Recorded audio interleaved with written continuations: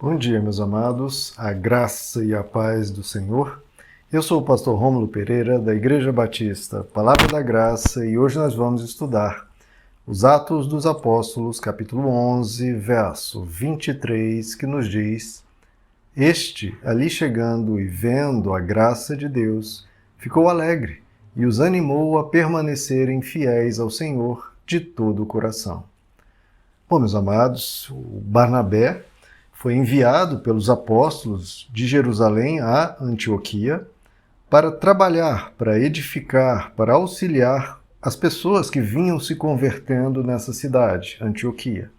Essa era uma das maiores cidades do Império Romano, uma cidade com muita movimentação, muitas pessoas, e estava havendo um movimento muito lindo, muito belo, de conversão de pessoas a Cristo entre os pagãos.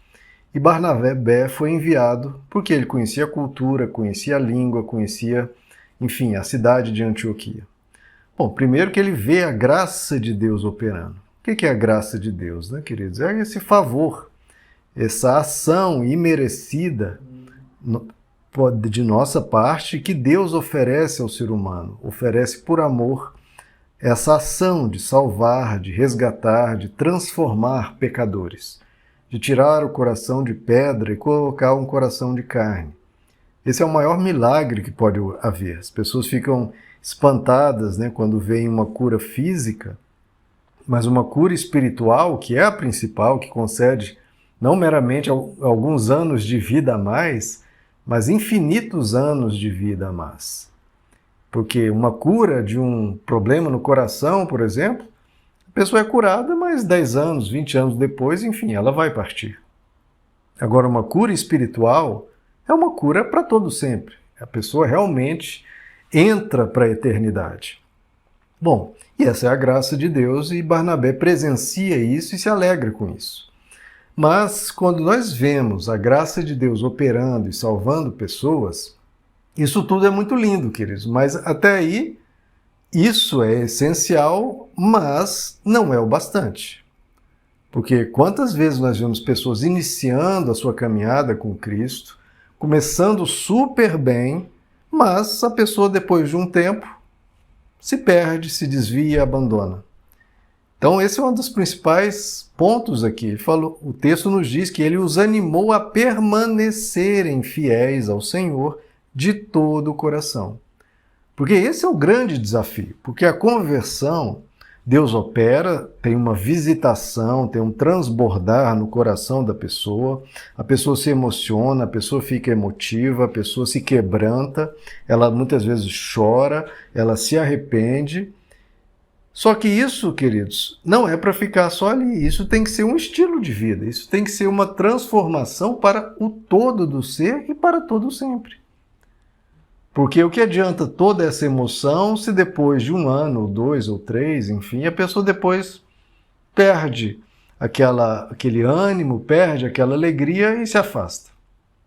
O que adianta começar bem, né, uma maratona, digamos assim, nas Olimpíadas, uma maratona de 40 quilômetros, 42 quilômetros, ali os primeiros 20 quilômetros é o número 1, está muito à frente, mas depois ela para, ela senta, às vezes até anda para trás. Isso não adianta. Então, esse é um grande ponto do ministro do Evangelho, não apenas aquele grande arrobo de alegria, né, de converter pessoas, mas de ajudá-las na caminhada contínua. Por isso que Barnabé os encorajou a permanecerem fiéis. Por quê?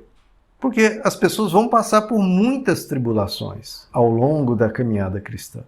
Muitas dificuldades, muitos problemas, muitas vezes por tragédias, por doenças, por dificuldades em várias áreas da vida, financeira, relacionamentos, etc. E vai passar por muitas tentações. E também por pecados, muitas vezes.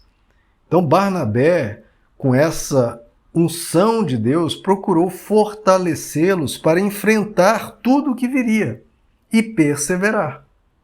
Porque esse é um dos verbos em que mais a Bíblia fala, perseverar, ser fiel. Ora, a fidelidade é necessária num momento de grande alegria? Não, no momento de alegria está todo mundo ali feliz, está todo mundo envolvido com a graça de Deus, com a presença de Deus. A fidelidade é necessária justamente para os momentos difíceis. E aí que a maioria, por não ter fidelidade, a pessoa está muito mais na emoção, muito mais no oba-oba. Agora, quando chega a tribulação, como Jesus diz, né, na parábola lá das sementes, ele diz que algumas sementes caem numa terra rochosa, ela nasce, né, tem toda aquela alegria, todo aquele transbordar, só que ela logo seca. Quando vem o sol, ela logo seca. Por quê? Porque não tinha profundidade, não tinha raízes. E a imensa maioria, muitas vezes, dos cristãos, não tem raízes, não tem profundidade, não conhece Deus a fundo, não tem uma caminhada, uma rotina com Deus, uma vida com Deus. Ela vive de episódios. Né? Aconteceu um episódio aqui, aí houve uma pregação interessante aqui, houve um testemunho, recebe uma bênção. Ela vive de episódios assim, escassos, esparsos, e isso uma hora vai perdendo a graça e a pessoa acaba esfriando na fé. Como Jesus disse, né? Por acaso, quando o Filho do Homem voltar, encontrará fé na terra? Por exemplo, muitos, isso é costumeiro de ver, muitos entram aqui nos estudos que nós fazemos, verso por verso, ficam todos empolgados, admiram, né, o estudo, gostam do estudo, compartilham, comentam e tudo mais. Aí passa um mês, 2, 3, cadê aquela pessoa? Ela se perde, ela abandona. Isso é muito triste, né, queridos? Porque continua o estudo, continua sendo palavra de Deus, continua sendo profundo, continua tudo. Então, o problema não foi o estudo perder o eixo, a pessoa perdeu o eixo. A pessoa perdeu o caminhar com Deus. E é muito importante nós nos unirmos a Deus de uma forma total, firme e constante. Porque, de novo, muitos começam bem, só que com o passar do tempo abandonam. Caem na rotina, deixam de buscar, perdem o primeiro amor, como diz o livro do Apocalipse, ou como Jesus diz, né, o amor esfria. Uma coisa mais triste, queridos, que o amor se esfriar, ainda mais o amor por Deus se esfriar. As pessoas às vezes deixam isso ocorrer com o seu cônjuge, que já é uma grande tristeza. Agora imagine um amor se esfriar para com Deus. Mas aí se você fala, não, mas o que é Deus para você? A pessoa fala, mas Deus é tudo para mim, pastor. Mas cadê isso na prática? A fé é demonstrada por obras. Cadê a sua vida com Deus? Cadê o seu buscar de Deus? Cadê o seu caminhar? Cadê a sua rotina? Cadê o seu devocional, o seu tempo com Deus? Então, queridos, temos que começar, continuar e perseverar. E para isso, há de se ter um propósito no coração. Esse propósito, esse objetivo, essa meta, eu preciso continuar firme. Eu preciso continuar me alimentando espiritualmente. Eu preciso continuar crescendo. Eu preciso continuar amadurecendo. Eu quero Deus cada dia mais. Queridos, tem que ser cada dia mais. Não receber, como diz o apóstolo Paulo, não receber a graça de Deus em vão. Porque, de novo, o que a Bíblia sempre fala é: aqueles que perseverarem até o fim serão salvos e receberão a coroa da vida. Mas, de novo, tem que perseverar até o fim. Não adianta ter Deus nos lábios, ter toda aquela alegria, saber as coreografias, saber os louvores, e depois de 1, 2 anos, Deus ser uma vaga memória ou praticamente inexiste Deus no seu dia a dia, no seu viver da semana. Coisa linda, o apóstolo João diz, por exemplo, em 3 João, capítulo 4, verso 4, não tenho maior gozo do que este. Olha só, o apóstolo João dizendo, não tenho maior gozo, maior alegria do que esta, o de ouvir que os meus filhos andam na verdade. E isso é uma grande alegria para mim também quando eu vejo pessoas lá do YouTube que comentam e continuam, ou no WhatsApp que comentam e continuam. O de ouvir que que os meus filhos continuam na verdade. E aí está o conselho do apóstolo Paulo, em 1 Coríntios capítulo 15. Portanto, meus amados irmãos, sede firmes e sede constantes. Olha como esse conselho é essencial para nós hoje. Sede firmes e sede constantes, que é algo que praticamente inexiste, né, na nossa sociedade hoje. Ser firme, hoje as pessoas são moles, elas abandonam, elas largam. E constantes, a pessoa busca, depois fica um tempão sem buscar a Deus. Depois busca. Não, seja constante. Seja firme e seja constante. E ele continua, sempre abundantes na obra do Senhor. Então está aí também um segredo para perseverar. Você está trabalhando, você está ajudando, você saber que você precisa contribuir, você precisa ajudar. Você não pode ficar simplesmente, né, alheio a esse reino. Você é um servo desse reino.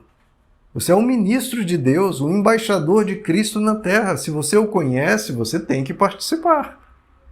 Então, olha só o que ele diz. Olha, ajude sempre que puder. Não, ele diz, sede sempre, não é de vez em quando, sempre abundantes na obra do Senhor. Então veja, fala sobre tempo e fala sobre quantidade. Quanto tempo eu preciso me dedicar, pastor? Sempre. E com qual quantidade? Abundante na obra do Senhor. Então é sempre abundantes na obra do Senhor. Você está fazendo isso? Faça, meu irmão. Mas, pastor, eu não sei como falar, não sei como explicar. Você pode dar um like aqui nesse vídeo, nesse áudio. Você pode compartilhar nos seus grupos de WhatsApp, ou no Facebook, ou no YouTube. Você pode deixar um comentário. Tudo isso é importante. Deixar um comentário e dar o like, qual a importância disso? O YouTube verifica que é um vídeo que está tendo movimentação. Então, o próprio YouTube divulga nas buscas que as pessoas fazem, nos vídeos sugeridos. Então, tudo isso é participação, que você pode contribuir. Contribua na sua igreja local, contribua financeiramente na medida das suas posses. Enfim, ajude a obra do Senhor. Porque há muitos falsos cristos e muitos falsos profetas por aí. E eles recebem apoio de todos os lados. Agora, aqueles que são sérios, aqueles que ensinam a verdade simples, pura e perfeita do Evangelho, recebem pouco apoio. Isso precisa ser mudado. E cabe a você e aos outros como você mudar isso. Então, meus irmãos, sede firmes e constantes, sempre abundantes na obra do Senhor. Barnabé os animou a permanecerem fiéis ao Senhor de todo o coração. Meus amados, que Deus lhes abençoe. A graça e a paz do Senhor.